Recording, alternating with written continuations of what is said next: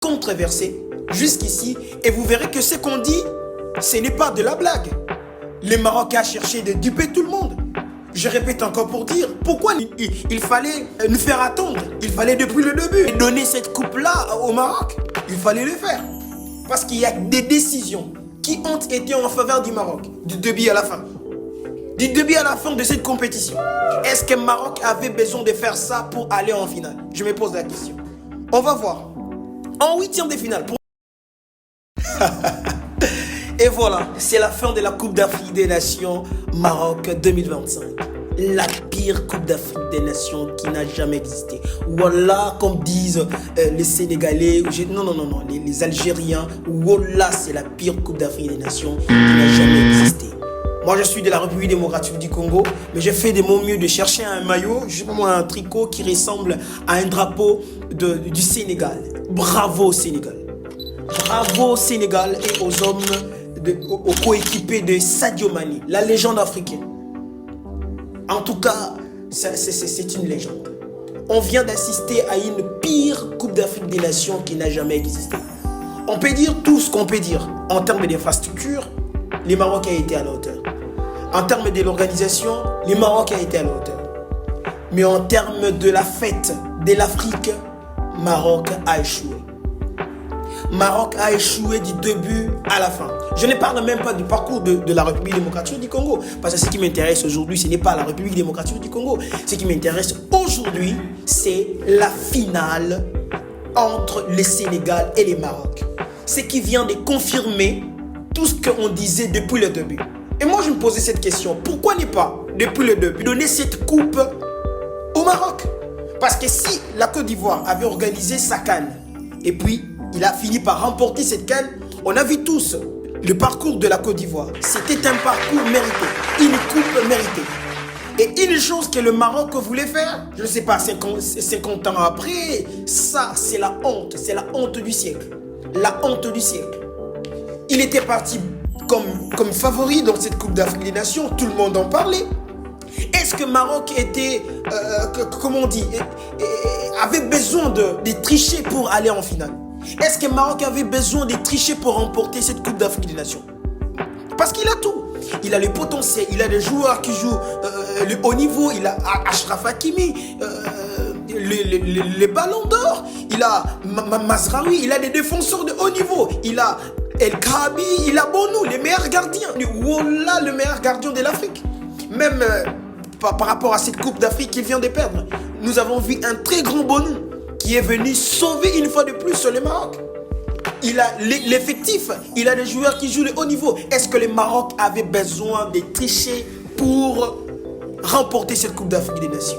J'aime encore cette phrase de Chancel Mbemba qui dit la justice des dieux, Yana. Et puis, on vient de le voir. On vient de le voir dans cette Coupe d'Afrique des Nations. Et qu'il y a un dieu du football. Et puis, j'ai aimé la mentalité de Sadio Mané. Je vais vous parler des couacs du Maroc du début à la fin. Des décisions qui ont été controversées jusqu'ici. Et vous verrez que ce qu'on dit, ce n'est pas de la blague. Le Maroc a cherché de duper tout le monde. Je répète encore pour dire, pourquoi il fallait nous faire attendre? Il fallait depuis le début de donner cette coupe-là au Maroc. Il fallait le faire. Parce qu'il y a des décisions qui ont été en faveur du Maroc, du début à la fin. Du début à la fin de cette compétition. Est-ce que le Maroc avait besoin de faire ça pour aller en finale? Je me pose la question. On va voir. En huitième de finale, pour ne pas parler de phase de poule. Pour ne pas parler de phase de poule. Il y avait de VAR qui fonctionnait que lorsque le Maroc jouait. On a vu tout ça.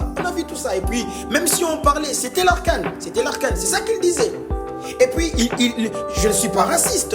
Il fallait voir des tweets des Marocains. Ils se disent ne pas être africains. Ils disent ça. Je ne veux même pas parler de phase de groupe. Parce qu'on a vu de bêtises de début à la fin. Un penalty imaginaire à Brahim Diaz. On a vu ça. Du début à la fin.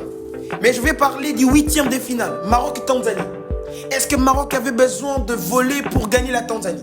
Parce que face à la Tanzanie, Tanzanie est sortie troisième. Meilleur troisième.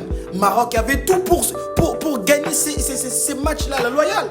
Mais au bout des moments, lorsque la tricherie, lorsque le vol est ancré dans le sang, ça vous fait perdre même l'essentiel. au bout d'un moment. Huitième de finale, Maroc-Tanzanie. Controverse principale, un penalty clair réclamé par la Tanzanie dans le toute dernière minute n'a pas été accordé. Ça n'a pas été accordé, chers amis. Ça n'a pas été accordé. Malgré les appels de joueurs et des entraîneurs, la VAR n'a pas été utilisée pour revoir cette action. Pourquoi c'est là? Est-ce que Maroc avait besoin de ça pour aller jusqu'au bout? Parce qu'il a tout le potentiel. Il a les infrastructures, il a le peuple, il a le public qui lui pousse du début à la fin. La VAR ne fonctionne que lorsque c'est une action pour le Maroc. Et c'est à ce moment-là que le VAR va fonctionner. Si c'est une action qui pointe du doigt au Maroc, VAR ne va pas fonctionner. C'est quoi ça, cette histoire? C'est la pire CAN de l'histoire. Cette Coupe d'Afrique des Nations Maroc, c'est la pire CAN de l'histoire. Je ne parlais pas au niveau d'infrastructure. En tout cas, au niveau d'infrastructure, 10 sur 10, au niveau d'infrastructure. Mais pour le jeu, pour la fête africaine, le Maroc vient de gâcher la très grande fête de cette Coupe d'Afrique des Nations. La fête africaine a été gâchée par les Marocains. Les médias et observateurs ont estimé que cette décision a influencé directement la qualification du Maroc. 1-0. Mais qui en parle? Personne. Parce que c'est la CAN du Maroc. On part un peu. Quart de finale, Maroc-Cameroun. Les hommes nous avons vu des guerriers. Le petit frère de Samuel Eto'o, de Eta Young, qui était venu au Maroc pour remporter ces matchs-là. Mais nous avons vu une fois de plus l'injustice du football. Personne n'en parle. Le Maroc choisit lui-même ses arbitres. On n'en parle pas. Si on parle, voilà, ce n'est pas la CAN de la République démocratique du Congo, ce n'est pas la CAN de la Côte d'Ivoire. Personne ne va parler. C'était comme ça. Quart de finale Maroc-Cameroun. Polémique arbitrale, encore une fois. La gestion de ces matchs a suscité aussi de critiques importantes, avec des accusations selon lesquelles l'arbitre mauritanien Dahomey Beida aurait favorisé l'équipe hôte en sanctionnant. Pourquoi je dis même aurait? Favoriser le Maroc. Et ça a été comme ça.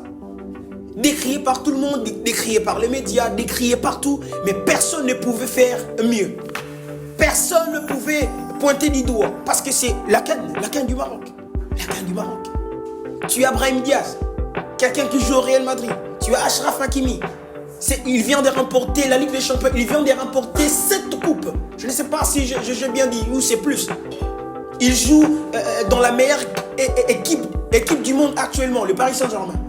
Qu'est-ce que tu veux de plus? Est-ce que tu avais besoin d'arbitre? Est-ce que tu avais besoin d'une VAR pour que tu puisses aller loin? C'est la honte du siècle. Et troisièmement, pour chuter, mais non en finale, Sénégal-Maroc. Waouh, quelle finale! Sénégal-Maroc, quelle finale de la honte. Et puis, dans tout ça, nous avons vu un Congolais que l'Afrique clamait. Il a arbitré le match d'ouverture. Et puis, on se disait, s'il est en finale, il fera mieux. Mais on a eu honte. Honte pour Ndala. Situation la plus controversée lors de cette finale, chers amis. Un penalty très controversé a été accordé au Maroc. Dans les arrêts de jeu, en finale, on ne s'y fait pas n'importe quoi. En finale, il faut réfléchir avant de prendre la décision.